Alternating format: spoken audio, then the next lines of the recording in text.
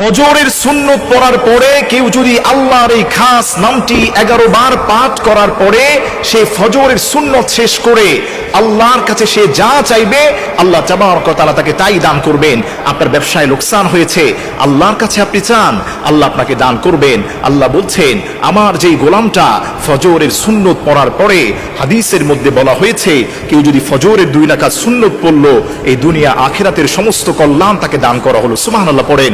এজন্য কেউ যদি ফজরের 2 রাকাত সুন্নত পড়ার পরে ওই জায়গায় বসে ফজরের নামাজের পূর্বে সে যদি পড়ে ইয়া হাইয়ু ইয়া কাইয়ুম বিরহমাতিকা নাস্তাগীস, আল্লাহর এই খাস নামটি কেউ যদি 7 বার পাঠ করতে পারে, এরপরে সে আল্লাহর কাছে যা চাইবে, নবীজি বলেন উস্তুজিব, আল্লাহ তার সেই দোয়াকেই কবুল করে নেবেন। সুবহানাল্লাহ পড়েন। প্রিয় মা, প্রিয় বোন, প্রিয় ভাই, অনেক ডিপ্রেশনে আপনি আছেন, অনেক ক্রাইসিসে আপনি আছেন, অনেক পেরেশানির মধ্যে জর্জরিত আপনি, আমি আপনাকে বলতে চাই ফজরের নামাজের সময় সুন্নত যখন আপনি পড়েন, ওই সুন্নতটা পড়ে নামাজের স্থানে বসে ফজর দাঁড়ানোর আগে, ফজরের 2 রাকাত ফরজ নামাজ পড়ার আগে হাতে গুনে গুনে পড়বেন ইয়া হাইয়ু ইয়া কাইয়ুম বিরহমাতিকা নাস্তাগীস, হে চিরন্তন, হে চিরঞ্জীব আল্লাহ, তুমি আমার উপর দয়া করো।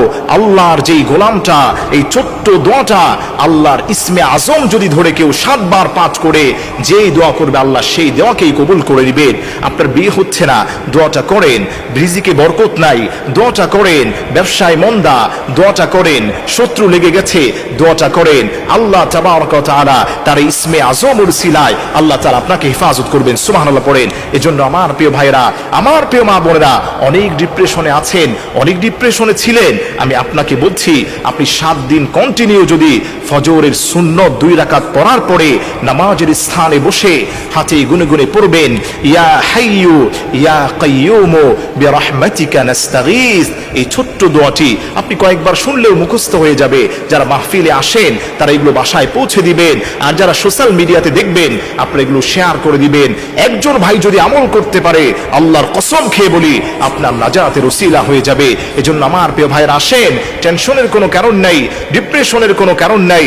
আপনি আল্লাহর কাছে দোয়া করতে থাকেন, আল্লাহর কাছে আপনি চান, আল্লাহ তাবারক ওয়া তাআলা আপনার দোয়াকে কবুল করে নেবেন। আর আল্লাহ সুবহানাহু ওয়া তাআলা বলে দিয়েছেন ওয়ালিল্লাহিল আসমাউল হুসনা ফাদউহু বিহা, ও গোলামেরা, আমি আল্লাহর সুন্দর সুন্দর নাম রয়েছে, তুমি আমি আল্লাহর এই সুন্দর সুন্দর নাম করে ঢোয়ে তুমি ডাক দিতে দেরি হবে, তৎক্ষণাৎ আমি আল্লাহ রাব্বুল আলামিন তোমার